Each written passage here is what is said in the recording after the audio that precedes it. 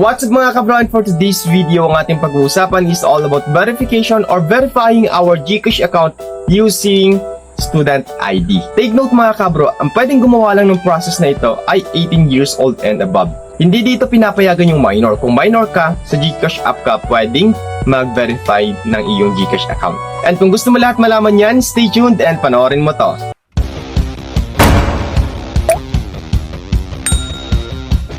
Let us now move on to the process. Ano yung first thing na gagawin natin? Of course, first is humanap ka ng isang Villarica branch na nagbe-verify ng isang Gcash account. May mga Villarica branch kasi na out of service sila pagdating sa ganong service sa verification ng isang account sa Gcash. The second process is, ayan, ano ba yung mga requirements or ano ba yung mga dapat nating dalhin bukod sa student ID? Since ang student ID ay secondary lamang siya, hindi siya primary ID, kailangan natin ng supporting document.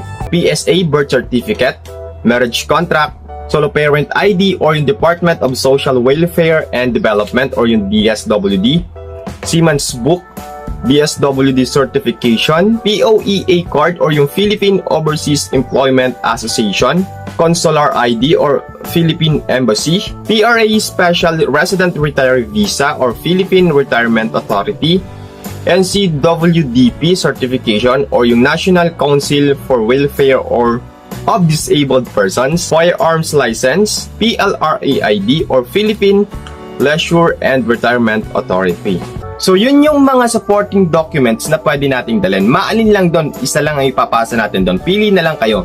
Pero based doon sa na-interview ko ni staff sa Villarica, ang sabi nila doon is, mas maganda daw na ang dalhin natin is police clearance. Wala din sa pinamimilian pero yun yung suggest sa akin. Kasi mas marami daw silang na-verify or na-verified na Gcash account using police clearance at saka yung secondary ID or TIN ID na dala nila. Tinanong ko rin kung maganda ba yung PSA certificate na gamitin bilang supporting document. Ang sabi ng staff doon is, may mga cases daw na bumabalik sa kanila yung mga client nila sa verification ng kanilang account kasi hindi daw ma-approve through yung PSA na ginamit. Kaya mas maganda daw ay police clearance. May mga cases din naman na pwede talaga yung PSA. May mga cases nga lang na bumabalik sa kanila. Pero meron din namang na-verified. So kapag nakahanap na kayo ng Villarica branch, sabihin nyo lang dun sa guard na magbe-verify kayo ng inyong Gcash account. Ito yung mga gagawin nyo sa loob ng Villarica branch. Ayan, i-recommend kayo ng guard dun sa office staff na nagbe-verify ng Gcash account sa Villarica.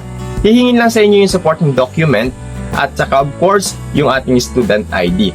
And then pipicture lang tayo, mag-fill up lang tayo ng form doon and sila na yung bahala magpasa doon sa kanilang desktop or sa computer nila. So wala tayong gagawin doon kung hindi mag-fill up ng form and yung pipicturean. And after the process, magwi-wait tayo ng 24 hours. So huwag kayong mag-expect na after the process is verified agad. Syempre, pinaprocess din yan ng system ng Gcash. That would be all mga kabro, and I hope that this video helps you a lot pagdating sa verification ng inyong Gcash account using your student ID. Take note mga kabro, 18 years old and above ang pwede dito. So ayun mga kabro, stay safe and God bless.